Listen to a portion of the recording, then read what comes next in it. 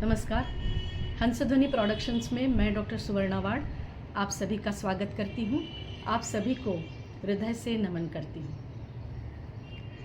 आज 3 अप्रैल गुरुवार विशेष दिवस है। वो ऐसा कि आज शास्त्रीय संगीत की महान विभूति गान सरस्वती विदुषी किशोरी आमोणकर जी की पुण्यतिथि है। वैसे ही अगले गुरुवार 10 अप्रैल को उनका जन्म दिवस है। तो प्रोडक्शंस ने ये महसूस किया, हंसध्वनि प्रोडक्शंस में मैंने ये सोचा कि उनकी पुण्यतिथि और जन्म दिवस दोनों गुरुवार आ रहे हैं, तो क्यों ना उनको श्रद्धा सुमन के बतौर कोई विशेष कार्यक्रम प्रसारित किया जाए। तो एक कार्यक्रम मुझे लग रहा है कि मैं आप सबको वो प्रसारित करके आपको वो बताऊं। वो ये है कि किशोरी आमोणकर जी ने एक पुस्तक लिखी, उसका नाम है स्वरार्थ रमणी। वो आपको बताती हूँ, ये देखिए, स्वरार्थ रमणी। वो सेल्फी मोड में होने से ये आपको अलग दिख रहा होगा। तो ये पुस्तक मराठी में है और मेरी जो चैनल है वो एकेडमिक चैनल है और उसमें हर महीने के पहले दिन मैं एक एकेडमिक लेक्चर प्रसारित करती हूँ। तो मैंने मेरी मित्र डॉक्टर भाग्यश्री जोशी से ये निवेदन किया कि वो इस पुस्तक का विश्लेषण करें, इस पुस्तक को समझाएं, विद्यार्थियों को बताएं कि इसमें क्या लिखा है, क्योंकि विषय बड़ा कठिन है और पुस्तक मराठी में है। तो मेरी ये इच्छा है कि सभी अमराठी भाषी रसिक गण उसी तरह विद्यार्थी इस पुस्तक का विषय समझें, क्योंकि स्वरार्थ रमणी का जो विषय है वो संगीत को अध्यात्म की तरफ ले जाता है। तो संगीत और अध्यात्म के बारे में जो भ्रांतियां हैं वो शायद इससे स्पष्ट होंगी, समझ में आएंगी। वैसे मेरा जो विचार है, स्वरार्थ रमणी का जो शाब्दिक अर्थ मैं समझ रही हूँ मेरी बुद्धि से, वो ऐसा है कि स्वर का जो अर्थ है उसमें लीन होने वाली। तो स्वर का कैसा अर्थ हो सकता है? शब्द का अर्थ होता है, अक्षर का भी अर्थ होता है, लेकिन स्वर जो है उसका कोई अर्थ नहीं, उसका कोई रंग नहीं, रूप नहीं, आकार नहीं, तो निर्गुण है वो। तो इस स्वर के अर्थ को जानना किस तरह, वो चीज़ इसमें स्वरार्थ रमणी में समझाई गई है। थोड़ी कठिन है, थोड़ी गहन है, थोड़ी क्लिष्ट है, तो उसको सिंपल करके डॉक्टर भाग्यश्री जोशी को मैंने बड़े इससे निवेदन किया है कि वो ये समझाए, क्योंकि सारे लोग उनको इस विषय को समझें। और चूँकि विषय थोड़ा कठिन होने से ये भी है कि छोटे छोटे वीडियोज़ हमने 4 बनाए हैं। तो 3, 4, 5 और 6 अप्रैल को लगातार ये 4 वीडियोज़ में प्रसारित करूँगी और यही किशोरी आमोणकर जी के प्रति मेरी श्रद्धांजलि होगी। धन्यवाद। नमस्कार। अकादमिक व्याख्यानों के अंतर्गत हमने इसके पूर्व के व्याख्यानों में भारतीय संगीत का इतिहास, महान संगीतज्ञ, महान शास्त्रज्ञ, संगीत शास्त्रज्ञ, इतिहास पुरुष, भक्त कवि संगीतज्ञ, गायक, ऐसे अनेक लोगों के बारे में चर्चा की। पर आज हम किसी व्यक्ति विशेष की चर्चा नहीं कर रहे। आज हम एक विशिष्ट पुस्तक के संबंध में अपने विचार आपसे साझा करने का प्रयास कर रहे हैं। हिंदुस्तानी संगीत के कई महान गायक कलाकारों ने अपने संगीत के साथ साथ संगीत के शास्त्र पर कुछ लिखने और बोलने का भी प्रयास किया और वो बड़ा सफल भी हुआ।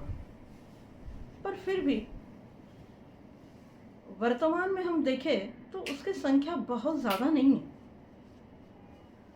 ऐसे समय किसी नई पुस्तक का आना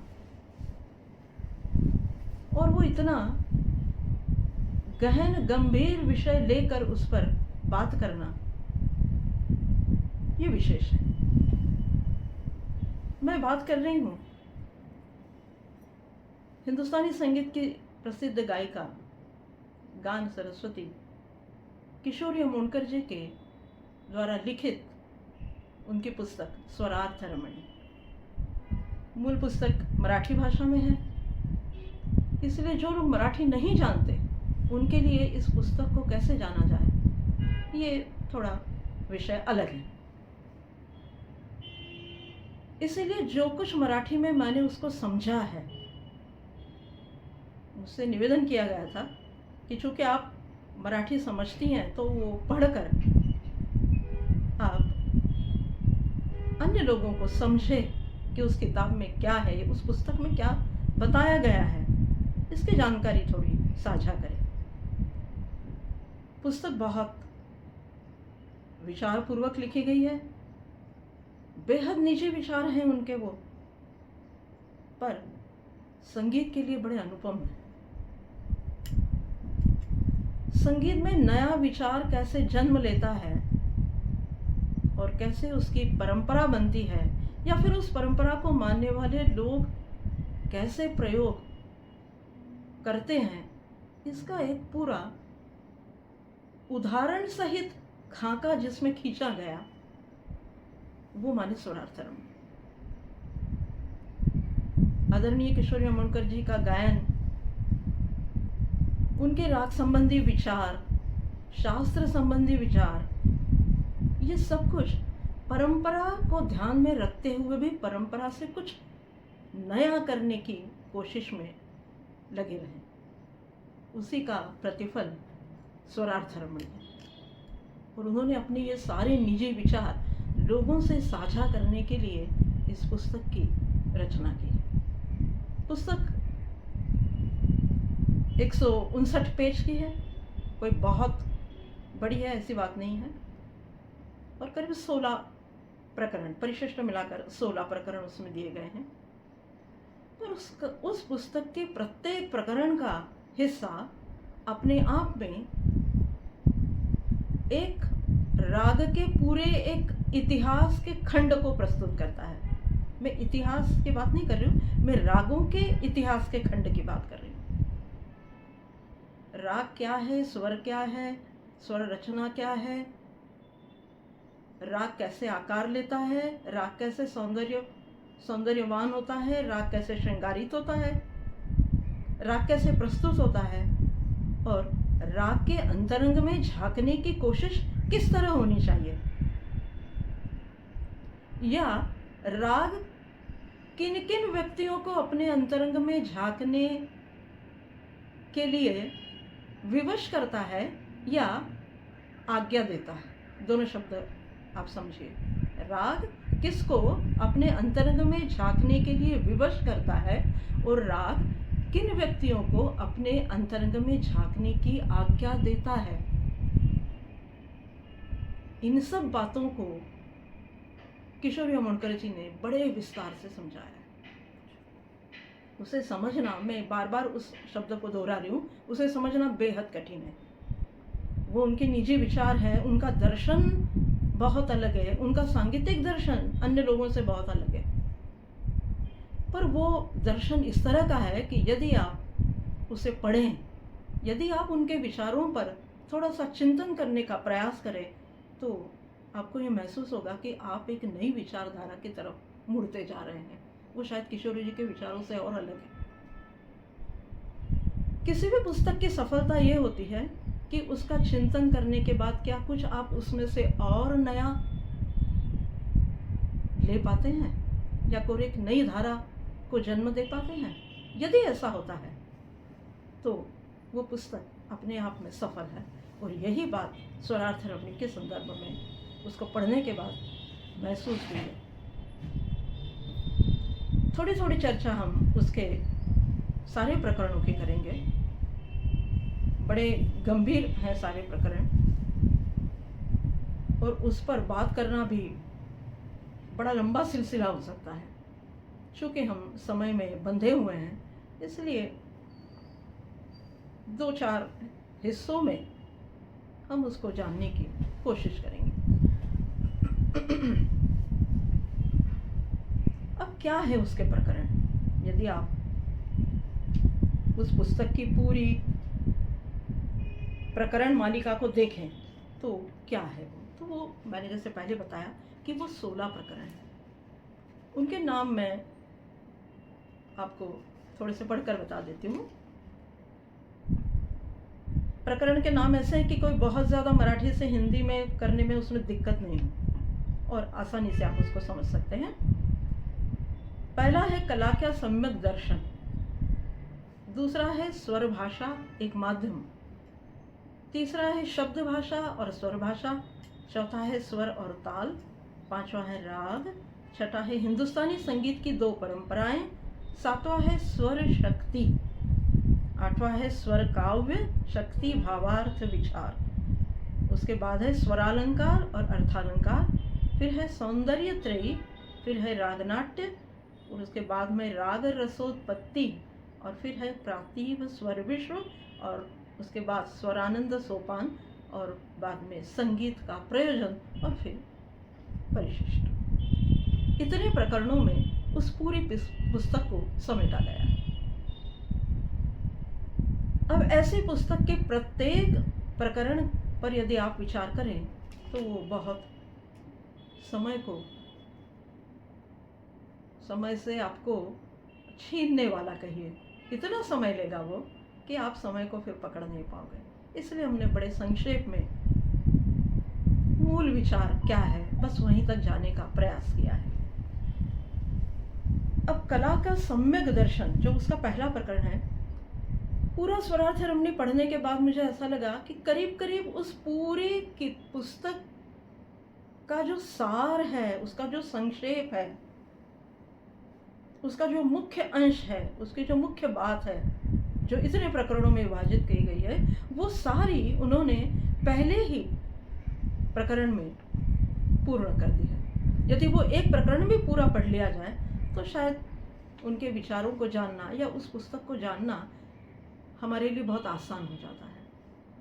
एक एक बिंदुवार में उसको पढ़ रही हूँ क्योंकि यदि मैं पूरी उसकी व्याख्या करूँ तो वो संभव नहीं है। इसलिए बिंदुवार मैंने उसको पढ़ा है, जो थोड़ा सा अलग भी हो सकता है पर वो समझ में आ सकता है, इसलिए उसको बिंदु में विभाजित किया गया है। अब उसमें ये लिखा है कि संगीत कला और शास्त्र दोनों के अंतर्गत है। हमारे यहाँ बहुत से शास्त्र हैं, बहुत सी कलाएं हैं, बहुत सी विद्याएं हैं, बहुत से पुराण हैं, बहुत सी संहिताएं हैं, बहुत से सूत्र ग्रंथ हैं, बहुत से भाष्य हैं, कई हैं वैसे। और उसमें विभाजन है हमारे यहाँ कि ये इतने ग्रंथ हैं, ये पुराण में हैं, ये इतने ग्रंथ हैं, ये सूत्र में हैं, इतने संहिता में हैं। वैसे उन्होंने ये लिखा है कि कला, संगीत कला और शास्त्र दोनों के अंतर्गत आती है, मतलब वो ललित कला भी है और वो शास्त्र भी। पुराने ज़माने में, बड़े प्राचीन समय में संगीत को गांधर्व शास्त्र कहा गया।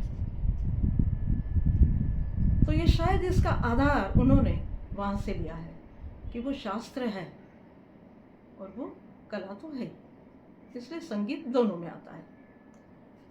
आगे वो कहती हैं, उन्होंने परिभाषा दी है, अलग अलग कला की परिभाषा बहुत लोगों ने विभिन्न प्रकार से दी है, उन्होंने अपनी एक अलग परिभाषा दी है और देखिए कितनी सटीक है वो परिभाषा। वो कहती है कि मन की अनेक अवस्थाओं का होने वाला परिणाम जब बड़ी कुशलता से और बड़ी सुंदरता से और अलग अलग माध्यमों से किसी व्यक्त रूप को साकार करने की कोशिश करता है तब वो कला होती है। दोबारा मैं उसको पढ़ती हूँ। मन की अनेक अवस्थाओं पर होने वाला परिणाम जब बड़ी कुशलता से और बड़ी सुंदरता से माध्यमों की सहायता से व्यक्त स्वरूप को साकार रूप में करने की कोशिश करता है तब वो कला होती है। फिर वो कोई भी ललित कला हो, चाहे संगीत हो, चाहे चित्र हो, चाहे रंग हो, कोई भी हो। एक और परिभाषा वो करती है, उसमें वो कहती है कि किसी भी माध्यम से होने वाली भावनाओं की अभिव्यक्ति जब सौंदर्यपूर्ण होती है तब वो कला कहलाने का अधिकार पाती है। जब कोई भावना या भावना की अभिव्यक्ति बड़े सौंदर्यपूर्ण ढंग से होती है, तब उसे कला कहना चाहिए। ये अपने आप में बड़ी नई परिभाषा है कला की। हम भौतिक कला, लौकिक कला और दृश्य कला और श्राव्य कला ऐसे करके उसके अनेक भाग करते हैं, सबके अंत में परिभाषा एक ही बन जाती है। पर ये उनके स्वयं की गढ़ी हुई परिभाषा है, जो आपको ये विचार करने पर विवश कर देगी कि भावनाओं का प्रकटीकरण हमने सुना है, पर भावनाओं की अभिव्यक्ति का सौंदर्यीकरण करना ये कला है। अपने आप में ये उनका निजी विचार है, पर हम लोगों को विचार करने पर विवश करता है। तो ये एक नई परिभाषा उन्होंने गढ़ी। आगे वो ये कहते हैं कि स्वरों से होने वाली कलात्मक अभिव्यक्ति, और जब वो सौंदर्यपूर्ण होती है तब वो कला राग होती है। दोबारा उसको पढ़ती हूँ। स्वरों से होने वाली कलात्मक अभिव्यक्ति जब सौंदर्यपूर्ण होती है तब वो राग होती है। मतलब केवल स्वर राग नहीं, स्वरों का कलापूर्ण और यह सौंदर्यपूर्ण प्रकटीकरण जो है वो राग है। ये राग की एक नई परिभाषा है। रंजयते इति रागः और यो हम ध्वनि विशेषस्तु, ये सब हमारी प्राचीन शास्त्रों में दी गई परिभाषा है और हम आज भी उसका प्रयोग करते हैं। पर राग को नए नए संदर्भ में देखने की आवश्यकता है, ये उनका कहना है। तो उस नए संदर्भ में उन्होंने ये बात की है। एक और आगे उन्होंने राग के बारे में बात की है। वो कहते हैं कि कला का मुख्य उद्देश्य लौकिक जीवन में आनंद और सुखमय स्थिति निर्मित करना है। हम सब जानते हैं कला इसीलिए होती है, हमें आनंद मिले, हम खुश हों, हम प्रसन्न हों, हमें भरपूर आनंद की प्राप्ति हो। फिर वो कला लौकिक भी हो सकती है। पर वो आगे ये कहती है कि जब सुखमय स्थिति निर्मित होती है तब उस स्थिति को निर्मित करने के लिए जिन श्रृंगार माध्यमों की अपेक्षा है, मतलब जो जो चीज़ें आपको उसको सजाने के लिए ज़रूरी है, उसको निर्मित करने के लिए, तो उसमें संगीत कला के अंतर्गत केवल दो ही घटक हैं, एक स्वर और दूसरा लय। जब इन दो घटकों से किसी निराकार स्वर की व्याख्या होती है या निराकार स्वरों को श्रृंगारित किया जाता है, तब जो चीज़ आपके सामने बनकर आती है उसको राग कहना चाहिए। ये उनका दर्शन है, ये सांगीतिक दर्शन है। केवल शास्त्र का जो दर्शन है उसे पढ़कर हम ये ना समझे कि केवल वो दर्शन शास्त्र ही दर्शन शास्त्र है। नहीं, कला का अपना अलग दर्शन होता है। दर्शन शास्त्र में वो एक अलग विधा है कला के दर्शन की। मुझे लगता है किशोरी जी उस कला के दर्शन की पूर्ण दार्शनिक है, इसलिए इतना लिख पाए। और आगे देखिए क्या कहती हैं। जहाँ स्वरों से अभिनय होता है, जहाँ स्वरों से अभिनय होता है और फिर वो सौंदर्य से परिपूर्ण होता है और फिर अर्थ की निष्पत्ति होती है, तब उसको राग काव्य कहना चाहिए। स्वरार्थ रमणी में बहुत से शब्द आए हैं जो है तो संगीत के, पर उनका प्रयोग ज़्यादा हुआ नहीं है। वो किशोरी अमनकर जी ने किया है। पूरी स्वरार्थ रमणी में आपको ये प्रयोग दिखाई देंगे। उसी में एक ही शब्द आया है, राग काव्य। तो वो किसको राग काव्य कहती है? हम तो सीधा सीधा शाब्दिक अर्थ लगा देंगे कि काव्य माने साहित्याक्ष। ऐसा नहीं है, वो कुछ अलग बात कहना चाहती है। किसको वो राग काव्य कहती है? कि जहाँ स्वरों से अभिनय होता है, बहुत कठिन है, स्वर निराकार, उससे कुछ कहलवाना और उसमें से अभिनय की गंध को लोगों के समक्ष लाना, ये तो और ही कठिन बात है।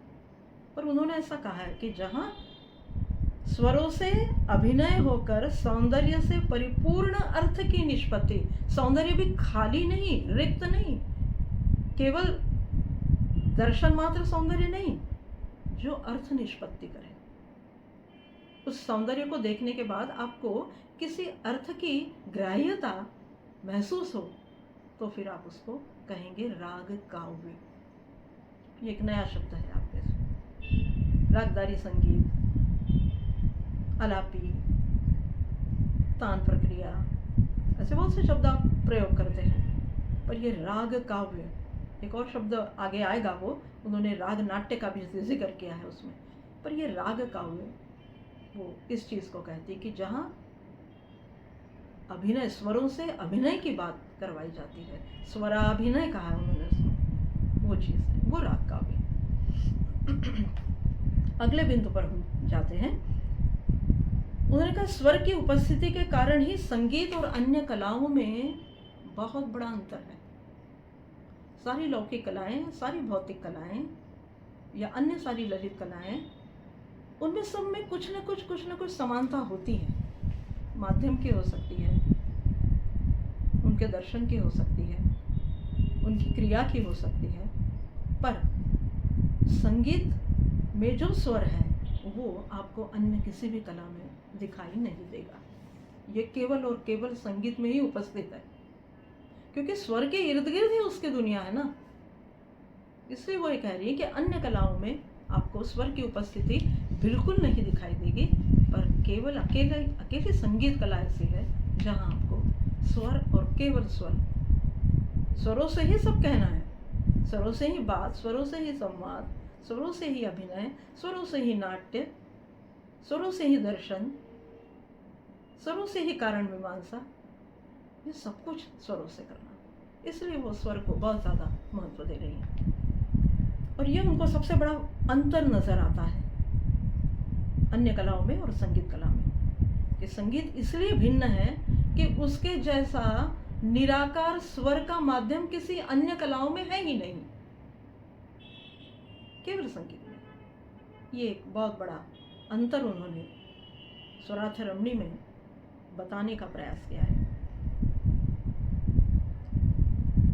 स्वर का बिंदु, वो कहती है कि स्वर क्या है, यदि आप उस दिखता तो वो है नहीं, तो आप थोड़ी देर के लिए ये समझ लीजिए कि वो एक बिंदु है, एक छोटा सा बिंदु है, और उस बिंदु के इर्द गिर्द, मतलब उसके आसपास वृत्ताकार में, उसके आसपास या उसके इर्द गिर्द फैलने वाली जो ध्वनि है, आवाज ना जिसको आप करें, उस बिंदु के इर्द गिर्द फैलने वाली जो ध्वनि है,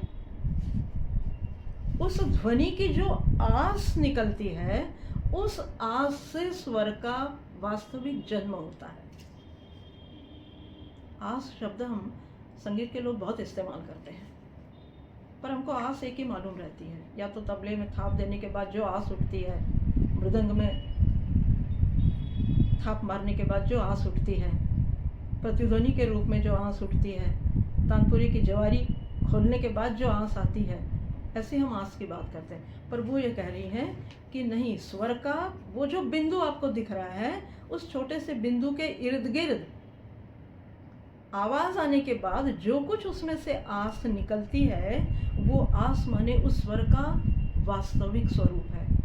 आप सोचिए, ऐसे स्वर के नजदीक पहुंचने के लिए किसी संगीतज्ञ को कितना परिश्रम करना पड़ता है, क्योंकि दिखाई तो देता नहीं, ना आपको आस दिखाई देगी, ना आपको ध्वनि दिखाई देगी, ना आपको स्वर दिखाई देगा, आपको केवल सुनना है। और सुनकर महसूस करने के बाद, अनुभूत करने के बाद, जो कुछ आपको आपके मस्तिष्क में उसकी आकृति तैयार होती है, या उस आपके श्रवणेंद्रियों में जो कुछ अंतर आता है, वो आस, वो आस ही इस स्वर के जन्म का मूलभूत कारण है। कहीं ना कहीं से तो स्वर आया होगा ना, जन्म तो हुआ होगा स्वर का। अरे दो रंगों को मिलाने के बाद तीसरे का जन्म होता है, तीसरे रंग का। तो एक स्वर के साथ दूसरा, दोनों मिला के तीसरा, एक दो तीन स्वरों को मिला के चौथा। ये उसके पीछे का शास्त्र है। मतलब हर आगे वाले स्वर में पीछे वाले स्वर की आस मिली हुई रहती है, तब जाके आगे वाला स्वर अपना स्थान पाता है। ये उनको उसमें बताना है, जो मेरी समझ के अनुसार मैंने जितना स्वरार्थ रमणी को समझा है। आगे वो ये कहती है कि वो स्वर का बिंदु उसकी ध्वनि उसकी आस, उसको और उन्होंने शब्द बताए। अनुरणन, ये शब्द हम जानते हैं। झंकार, उसकी मधुरता, उसकी मिठास, उसकी गतिशीलता, ये सब स्वर के ललित लक्षण कहे गए, केवल लक्षण नहीं। सामान्य रूप से हम लक्षण माने कोई भी लक्षण की बात करते हैं। वो कह रही हैं कि कलाओं में भी फर्क है, कलाओं के लक्षण में फर्क है। तो संगीत में ये जो सारे शब्द हैं, प्रतिध्वनि, अनुरणन, झंकार, मधुरता, गतिशीलता, आस, ये सब स्वर के उस बिंदु के ललित लक्षण हैं। और इन ललित लक्षणों के कारण ही वो स्वर ललित होता है, ललितमय होता है, माने वो सौंदर्यवान होता है। ये उनका अपना विचार है। और इसीलिए वो मधुर होता है। उन्होंने कहा यदि ललित लक्षण हो कि वहां पर चर्चा ना हो, या ललित लक्षणों से भरपूर वो स्वर ना हो, वो बिंदु ना हो, तो फिर वो स्वर तो होगा पर वो मधुर नहीं होगा। और जब मधुर नहीं होगा तो हम उसको स्वर नहीं मानेंगे। आगे वो कहते हैं कि स्वर का एक और मुख्य लक्षण है गेयता। स्वर गेय होना चाहिए, ये तो उसका मुख्य लक्षण है। तो गेयता के बारे में वो कहती है कि गेयता काव्य नहीं है, और गेयता के बगैर काव्य को जाना भी नहीं जा सकता। अब ये वहाँ साहित्य की बात हो रही है कि गेयता काव्य नहीं है, और काव्य गेयता के बिना नहीं हो सकता। अब ये दोनों परस्पर थोड़ी विरोधाभास की बात है। वो कैसी है आगे वो बता रही हैं। गेयता के बगैर काव्य को जाना नहीं जा सकता, इसलिए स्वर को समझने के लिए आपको काव्य को जानना जरूरी है। इसका सीधा अर्थ यह है कि जो भी संगीतज्ञ है उसको साहित्य या काव्य को समझने की शक्ति अपने आप में विकसित करना जरूरी है, तब जाके वो राग संगीत के और स्वर संगीत के निकट पहुंच सकता है। ये मार्ग है उसके तरफ जाने की। यदि आप गा रहे हैं, आप सब समझ रहे हैं, पर आपको काव्य नहीं समझ में आ रहा, आपको साहित्य नहीं समझ में आ रहा, तो आपकी रस निष्पत्ति भी प्रभावित हो सकती है। इसलिए वो कह रही हैं कि आपको काव्य को जानना बहुत ज़रूरी है। और गेयता के फिर उन्होंने दो लक्षण कहे। तो वो ये है कि उन्होंने कहा वो दो रूपों में प्रकट होती है गेयता। पहली होती है जिसको आप स्वयं स्फुरित कह सकते हैं, और दूसरी जो है वो आत्मा से होने वाली। उसको वो कहती है कि एक अंतरंग में या आपके अंत स्वास्थ्य को जो प्रभावित करती है वो गेयता, और दूसरी वो है जो बाह्य साधनों से प्रभावित होती है। तो उन्होंने कहा वो बाह्य रूप में प्रकट होती है। संगीत की जो अभिव्यक्ति है या संगीत की जो गेयता है वो बाह्य रूप में प्रकट होती है। उसका कारण ये है कि स्वर आपको सुना ही आता है, जिससे वो बाह्य है। और फिर अंतस्थ क्या है, तो चित्र, शिल्प और शब्द, इनकी जो गेयता है वो आंतरिक है, क्योंकि इनमें सुनाई थोड़ी आती है आपको। चित्र क्या कह रहा है ये आपको सुनाई नहीं आता, दिखता है आंखों से, या शिल्प आपको दिखता है। मोटे मोटे तौर पर आप ये बता सकते हैं कि नदी का किनारा है, दिख रहा है क्योंकि सामने निकाला हुआ है, पर वो कुछ कहता नहीं ना कि किनारे में मटमैला पानी है या जमा हुआ पानी है। ये वो चित्र थोड़ी आपको कहता है, ये तो आपके आंखों से आपको दिखाई दे रहा है। इसलिए वो कह रही कि वो जो कहने वाली बात है वो आंतरिक गेयता है, वो बड़ी सूक्ष्म होती है। ये भी उन्होंने कहा वो सूक्ष्म है। और संगीत की जो गेयता है वो बाह्य रूप में है, क्योंकि वो आपको पूरी पूरी सुनाई आती है, आप सुनकर ही उसको महसूस करते हैं। ऐसे दो फर्क उन्होंने कहे। आगे वो कहते हैं कि कला की अभिव्यक्ति जो है वो भी दो प्रकार की है। जैसे गेयता दो प्रकार की है, वैसे कला से होने वाली अभिव्यक्ति, अब यहाँ वो केवल संगीत की बात नहीं कर रही, कला कर रही है, मतलब कोई भी कला, कि कला से होने वाली जो अभिव्यक्ति वो भी दो प्रकार की है। तो वो कैसी है, स्वयं स्फुरित जो प्राकृतिक है, जो स्वयं निर्मित होती है, और उसको वो कहती है कि वो बेहद ऊंचे दर्जे की है। स्वयं स्फुरित अभिव्यक्ति जो है वो बेहद ऊंचे दर्जे की है, और दूसरी जो है वो आत्मा से होने वाली अभिव्यक्ति है, जिसमें उन्होंने 2 वाक्य बड़े महत्वपूर्ण कहे। मैं वैसे के वैसे उसको पढ़ रही हूँ। जिसमें सत्य प्रकाशित होता है, आत्मा से होने वाली अभिव्यक्ति में सत्य प्रकाशित होता है, इसीलिए सौंदर्यपूर्ण सत्य और सत्यपूर्ण सौंदर्य, ये दोनों का जब सम्मिलन होकर मन में जो कुछ निर्मित होता है, तब जाकर कहीं भाव व्यक्त होता है और फिर उस भाव की प्रतिमा तैयार होती है। एक बार फिर से उसको दोहरा रही हूँ कि कला से होने वाली अभिव्यक्ति 2 प्रकार की है। पहली है स्वयं स्फुरित, जो ईश्वर प्रदत्त है, प्राकृतिक है, और वो बेहद ऊंचे दर्जे की है, ऐसा कह रही हूँ, और वो बड़ी सूक्ष्म भी है। और दूसरी जो है वो आत्मा से होने वाली अभिव्यक्ति है। उसमें क्या है? उसमें सत्य प्रकाशित होता है, इसलिए सौंदर्यपूर्ण सत्य एवं सत्यपूर्ण सौंदर्य, इन दोनों का सम्मिलन जब मन में निर्मित होता है, तब जाके जो भाव व्यक्त होता है और उससे जो प्रतिमा निर्मित होती है, वो भाव कहलाती है। ये उनकी व्याख्या है। किशोरी अमोणकर जी की एक विशेषता है, चाहे वो भाव हो, भाव प्रतिमा हो, सौंदर्य हो, स्वर हो, राग का कोई शास्त्रीय विवेचन हो, ये सब कुछ वो शास्त्र पढ़ने के बाद भी स्वयं अपने विचार से उनको परिभाषित करने का प्रयास करती हैं।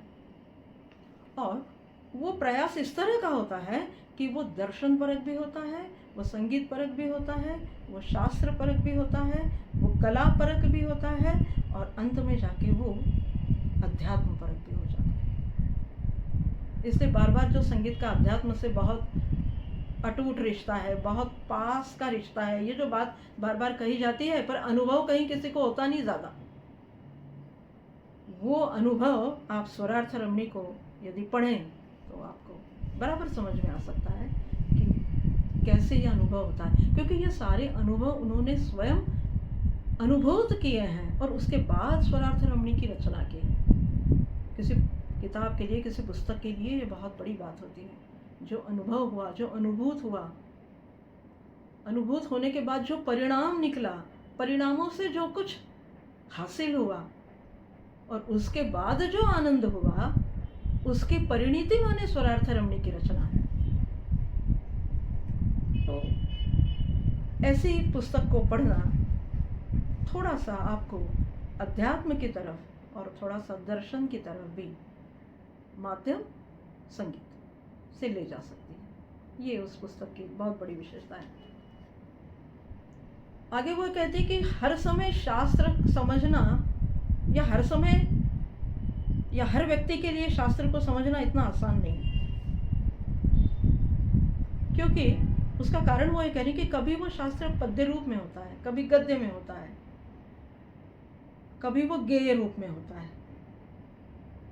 कभी वो साहित्य के रूप में होता है। इसलिए शास्त्र को हर बार आप समझने के लिए बड़ा आसान मानेंगे तो ऐसा नहीं है। कविता आपको समझनी चाहिए, गद्य में लिखी भाषा से आप परिचित होना चाहिए, सूत्र रूप में क्या कहा गया है इसको जानने की आपकी प्रतिभा होनी चाहिए, श्लोक हैं, मंत्र हैं, उनको समझने का, उनके अर्थ निष्पत्ति को समझने का आपके पास मादा होना चाहिए। इसलिए शास्त्र को समझना, वो कहती हर समय इतना संभव, इतना सरल नहीं है, क्योंकि उसमें अलग अलग दृष्टिकोण है।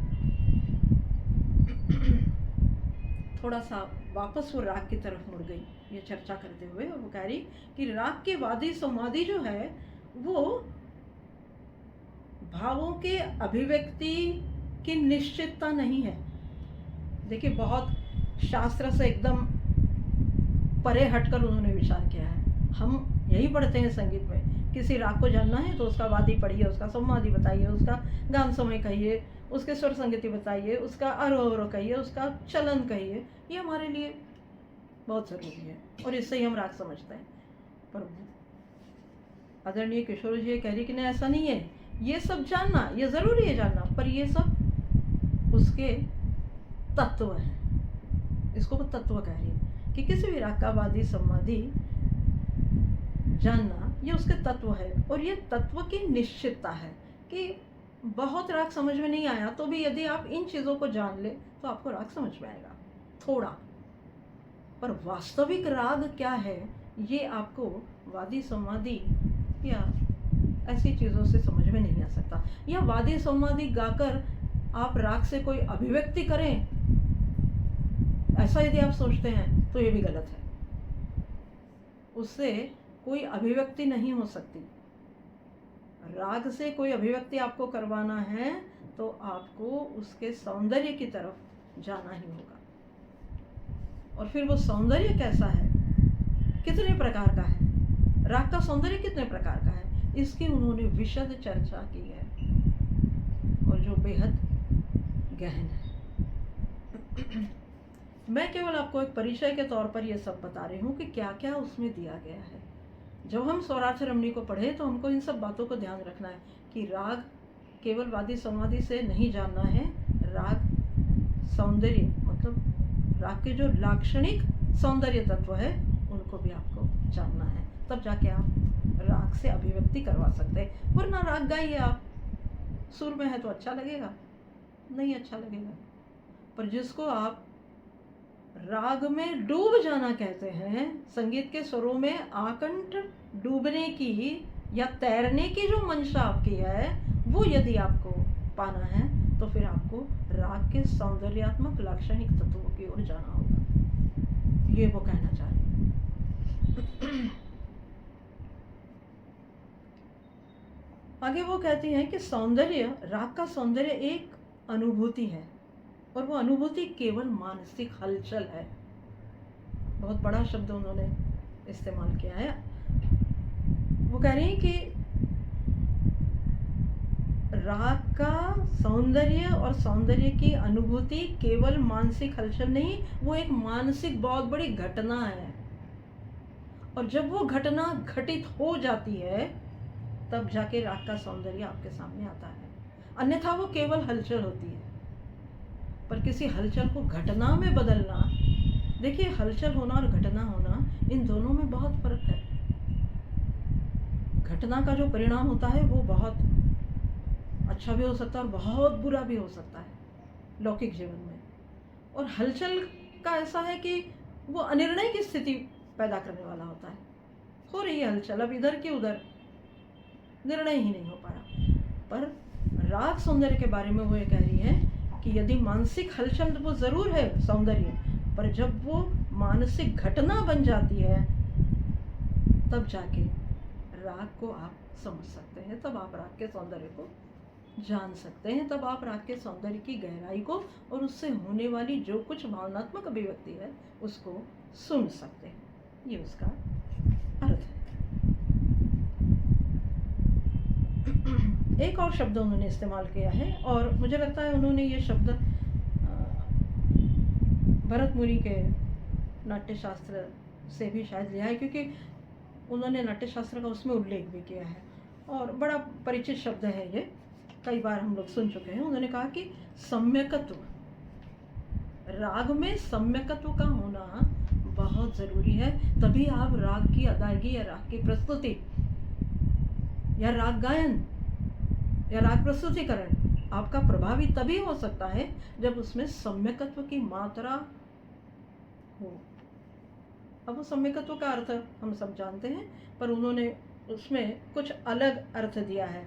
वो ये कह रही हैं कि मन, बुद्धि, चित्त जैसी आंतरिक शारीरिक स्वास्थ्य पर परिणाम करने वाले हैं, वैसे ही बाह्य शारीरिक स्वास्थ्य पर भी वो परिणाम करते हैं। कौन? मन, बुद्धि और चित्त, ये सब अंदर है। तो ये केवल आंतरिक इस पर परिणाम करते हैं ऐसा नहीं है, पर ये आपके बाह्य शरीर पर भी परिणाम करते हैं। तो वो कैसे? तो उनके परिणाम को जानने के लिए आपको सौंदर्य और सम्यकत्व इन दोनों को समझना ज़रूरी है। और ये ही मतलब सौंदर्य और सम्यकत्व ये दो ही तत्व ऐसे हैं जो किसी भी ललित कला के, केवल संगीत नहीं, कोई भी ललित कला हो, उसके ये प्राण तत्व हैं। जब तक सम्यकत्व नहीं आता, जब तक संतुलन नहीं आता, जब तक सौंदर्य संतुलन में नहीं आता, तब तक उस सौंदर्य की व्याख्या करना या उस सौंदर्य से अनुभूति करना या उस सौंदर्य को महसूस करना, उससे अनुभूत होना आप नहीं कर सकते या आप उससे रूबरू नहीं हो सकते। नियत समय के बाद आज हम इस व्याख्यान को यहीं विराम देते हैं। अगली कुछ उनकी जो परिभाषाएं हैं और उनका जो विवेचन है वो हम अगले एपिसोड में करेंगे।